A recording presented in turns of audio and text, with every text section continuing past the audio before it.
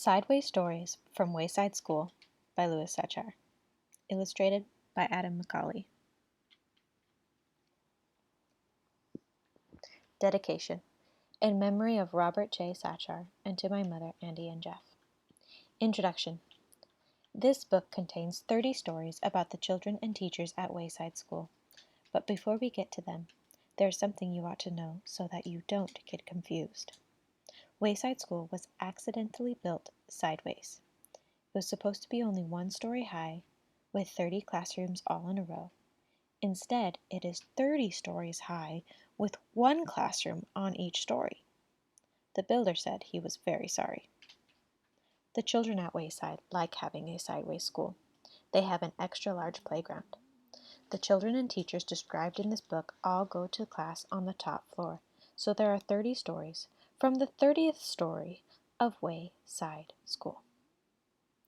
It has been said that these stories are strange and silly. That is probably true. However, when I told stories about you to the children at Wayside School, they thought you were strange and silly. That is probably also true. Chapter 1, Mrs. Gorf. Mrs. Gorf had a long tongue and pointed ears. She was the meanest teacher in Wayside School. She taught the class on the 30th story. "If you children are bad," she warned, "or if you answer a problem wrong, I'll wiggle my ears, stick out my tongue, and turn you into apples." Mrs. Gorf didn't like children, but she loved apples. Joe couldn't add. He couldn't even count, but he knew that if he answered a problem wrong, he would be turned into an apple. So he copied from John. He didn't like to cheat, but Mrs. Gorf had never taught him how to add. One day, Mrs. Gorf caught Joe copying John's paper. She wiggled her ears, first her right one, then her left, stuck out her tongue, and turned Joe into an apple. Then she turned John into an apple for letting Joe cheat. "Hey, that isn't fair," said Todd. "John was only trying to help a friend." Mrs. Gorf wiggled her ears, first her right one, then her left, stuck out her tongue, and turned Todd into an apple. "Does anybody else have an opinion?" she asked. Nobody said a word. Mrs. Gorf laughed and placed the 3 apples on her desk. Stephen started to cry. He couldn't help it. He was scared. "I do not allow crying in the classroom," said Mrs. Gorf. She wiggled her ears, first her right one, then her left, stuck out her tongue, and turned Stephen into an apple. For the rest of the day, the children were absolutely quiet, and when they went home, they were too scared even to talk to their parents. But Joe, John, Todd, and Stephen couldn't go home. Mrs. Gorf just left them on her desk. They were able to talk to each other, but they didn't have much to say. Their parents were very worried. They didn't know where their children were. Nobody seemed to know. The next day, Kathy was late for school. As soon as she walked in, Mrs. Gorf turned her into an apple. Paul sneezed during class. He was turned into an apple. Nancy said, "God bless you," but when Paul sneezed, Mrs. Gorf wiggled her ears, first her right one, then her left, stuck out her tongue, and turned Nancy into an apple. Terence fell out of his chair.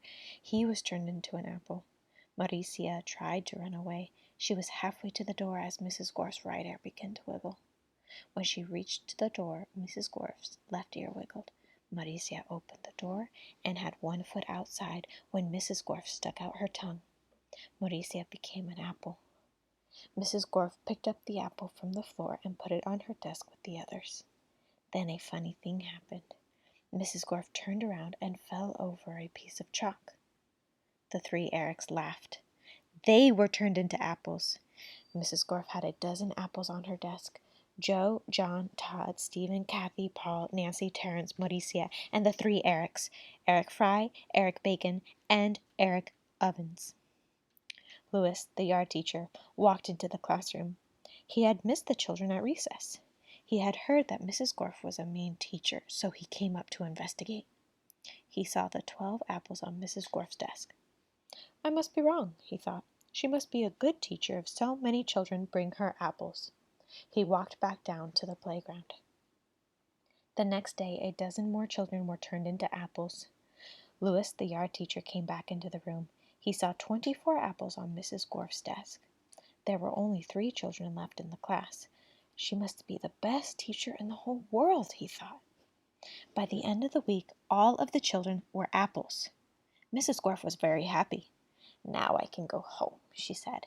"I don't have to teach any more. I won't have to walk up 30 flights of stairs ever again." "You're not going anywhere," shouted Todd. He jumped off the desk and bopped Mrs. Gorf on the nose. The rest of the apples followed. Mrs. Gorf fell on the floor. The apples jumped all over her. "Stop!" she shouted, "or I'll turn you into applesauce!" But the apples didn't stop, and Mrs. Gorf could do nothing about it. "Turn us back into children," Todd demanded. Mrs. Gorf had no choice. She stuck out her tongue, wiggled her ears, this time her left one first, then her right, and turned the apples back into children. "All right," said Maurice. "Let's go get Louis. He'll know what to do." "No!" screamed Mrs. Gorf. "I'll turn you back into apples." She wiggled her ears, first her right one, then her left, and stuck out her tongue, but Jenny held up a mirror, and Mrs. Gorf turned herself into an apple. The children didn't know what to do. They didn't have a teacher. Even though Mrs. Gorf was mean, they didn't think it was right to leave her as an apple, but none of them knew how to wiggle their ears. Louis, the yard teacher, walked in. "Where's Mrs. Gorf?" he asked. Nobody said a word. "Boy, I am hungry," said Louis. "I don't think Mrs. Gorf would mind if I ate this apple. After all, she always has so many." He picked up the apple, which was really Mrs. Gorf, shined it up on his shirt, and ate it. Chapter 2. Mrs. Jewls. Mrs. Jewls had a terribly nice face. She stood at the bottom of Wayside School and looked up. She was supposed to teach the class on the 30th story. The children on the 30th story were scared. They had never told anybody what had happened to Mrs. Gorf. They hadn't had a teacher for 3 days. They were afraid of what their new teacher would be like.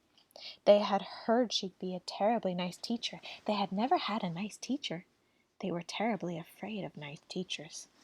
Mrs. Jewls walked up the winding, creaking staircase to the 30th story. She was also afraid. She was afraid of the children. She had heard that they would be horribly cute children. She had never taught cute children. She was horribly afraid of cute children. She opened the door to the classroom. She was terribly nice. The children could just tell by looking at her. Mrs. Jewls looked at the children. They were horribly cute. In fact, they were much too cute to be children. "I don't believe it," said Mrs. Jewls. "It's a room full of monkeys." The children looked at each other. They didn't see any monkeys.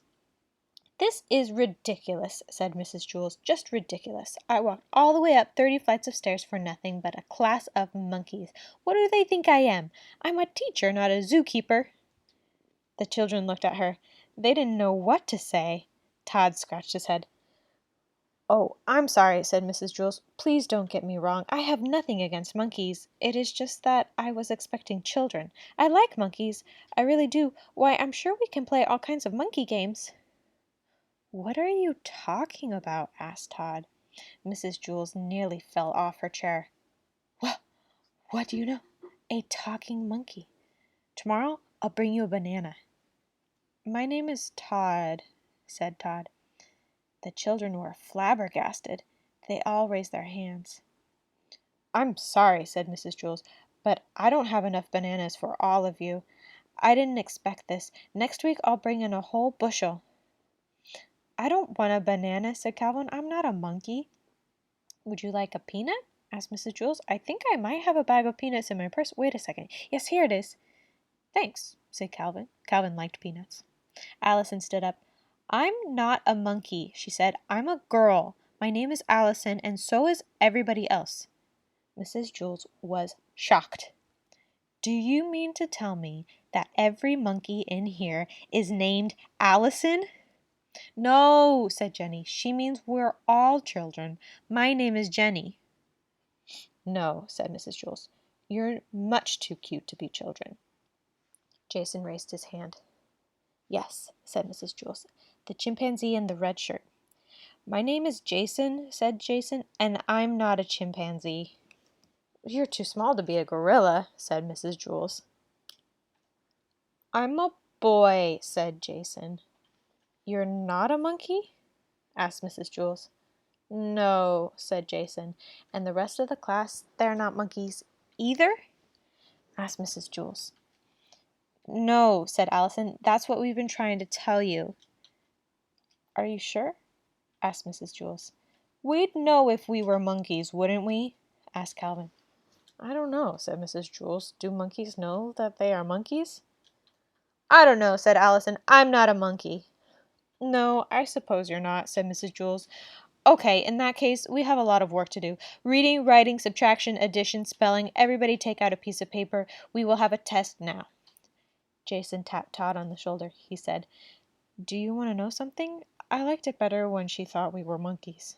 I know, said Todd. I guess now it means she won't bring me a banana.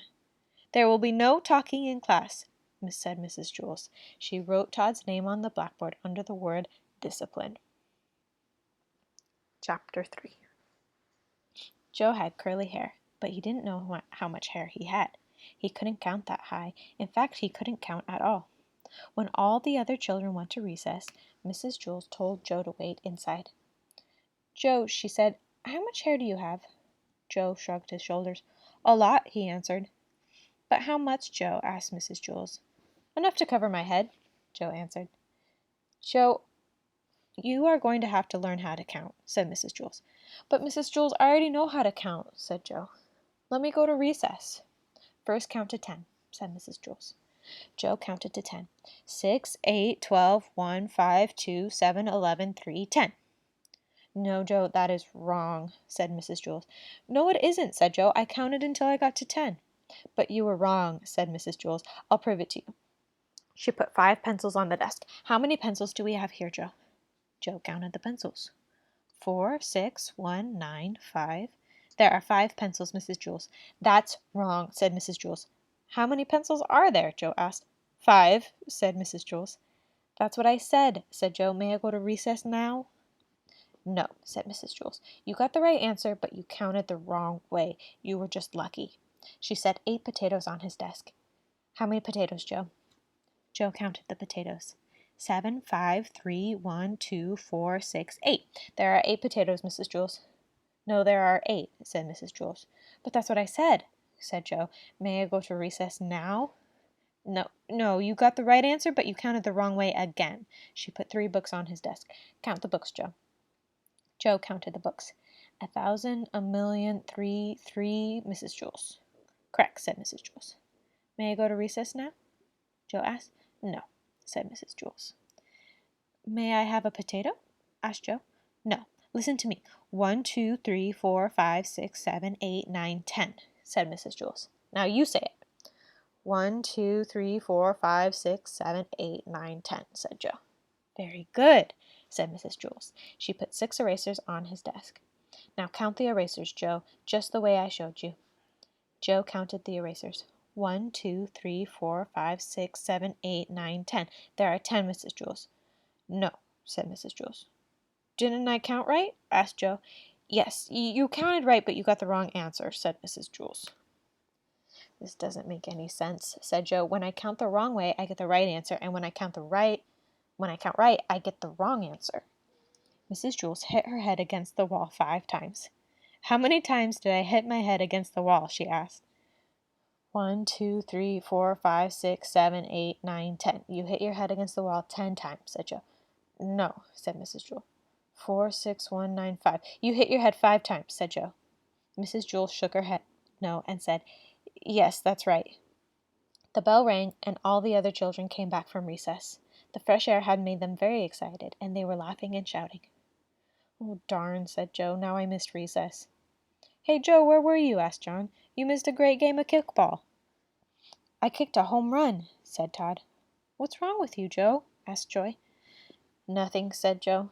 Mrs. Jewls was just trying to teach me how to count. Joy laughed. You mean you don't know how to count? Counting is easy, said Mauricia. Now, said Mrs. Jewls. What's easy for you may not be easy for Joe, and what's easy for Joe may not be easy for you. Nothing's easy for Joe, said Mauricia. He's stupid. Oh my goodness. I can't believe they have that in a book.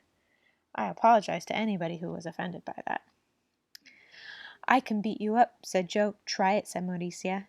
That will be enough of that, said Mrs. Jewls. She wrote Mauricia's name on the blackboard under the word discipline. Joe put his head on his desk between the 8 potatoes and the 6 erasers. Don't feel bad, Joe, said Mrs. Jewls. I just don't get it, said Joe. I'll never learn how to count. Sure you will, Joe, said Mrs. Jewls. One day it will just come to you. You'll wake up one morning and suddenly be able to count. Joe asked, If all I have to do is wake up, what am I going to school for? School just speeds things up, said Mrs. Jewls. Without school, it might take another 70 years before you wake up and are able to count. By that time, I may have no hair left on top of my head to count, said Joe. Exactly, said Mrs. Jewls. That is why you go to school. When Joe woke up the next day, he knew how to count. He had 55,006 hairs on his head. They were all curly.